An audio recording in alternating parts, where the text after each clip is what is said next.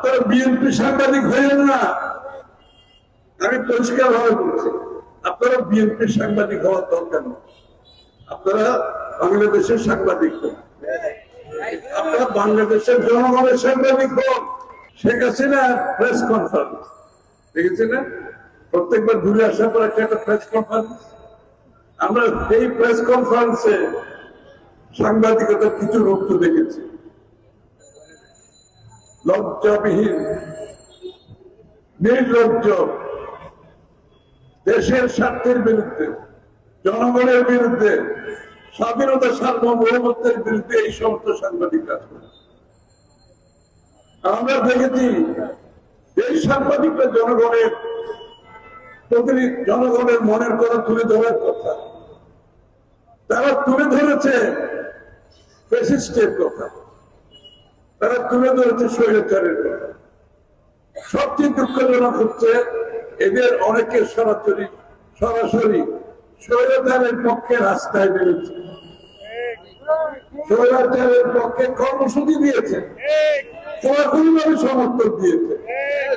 এরা কি কোনো সাংবাদিকতার মধ্যে পড়ে? এরা কি সাংবাদিক? এরা তো সাংবাদিকতার মান সম্মান নষ্ট করেছে। প্রেস ক্লাবের সামনে দাঁড়িয়ে যারা স্বৈরাচারের পক্ষে দাঁড়াতে পারে, ফ্যাসিস্টের পক্ষে দাঁড়াতে পারে, একটি ব্যক্তির পক্ষে দাঁড়াতে পারে, একটি দলের পক্ষে দাঁড়াতে পারে, তারা সাংবাদিকতার ডেফিনিশনের মধ্যে, এরা সাংবাদিকতার মধ্যে পড়ে। আমি সাংবাদিক ভাইদের অনুরোধ করছি, ওই পথে চলবেন না। আপনারা বিএনপি সাংবাদিক হইলেন না। আমি পরিষ্কার ভাবে বলছি, আপনারা বিএনপি সাংবাদিক হওয়ার দরকার নেই। আপনারা বাংলাদেশের সাংবাদিক হন, আপনারা বাংলাদেশের জনগণের সাংবাদিক হন, আপনারা বাংলাদেশের মানুষের সাংবাদিক হন। এটাই হচ্ছে নতুন বাংলাদেশের প্রতিজ্ঞা।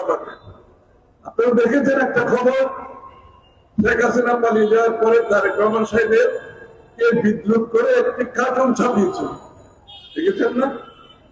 একটি কার্টুন ছাপিয়েছিল তারেক রহমান সাহেবকে বিদ্রুপ করে। সবাই তো ধরে নিয়েছে এই সাংবাদিকের অবস্থা এখন খারাপ হবে, এই পত্রিকার অবস্থা খারাপ হবে, এর উপরে বিপদ আসছে। কিন্তু হলোটা কি? তারেক রহমান সাহেব স্ট্যাটাস দিয়েছে, কি দিয়েছে? উনি বলেছেন আমরা গত ১৫ শতক যুদ্ধ করছি, এই সাংবাদিকরা তাদের এই কাজটা করতে পারে। এই একটা কথার মধ্যে সব মেসেজ চলে আসছে না, যে তারা যাতে এই কাজটা করতে পারে, এই জন্য তারা রয়েছে। বিএনপি হচ্ছে এই অবস্থান সাংবাদিকতার ব্যাপারে, নিরপেক্ষতার ব্যাপারে সাংবাদিকদের পেশাগত মানদণ্ড অক্ষত রাখতে হবে। এইটাই হবে নতুন বাংলাদেশের শপথ।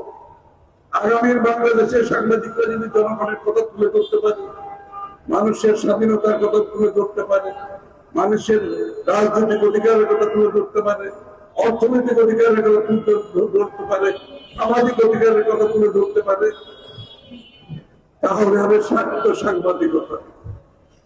ইনশাআল্লাহ আমি আপনাদের কথা দিচ্ছি, আমরা সাংবাদিকতার পথে কোনোদিনও দাঁড়াবো না।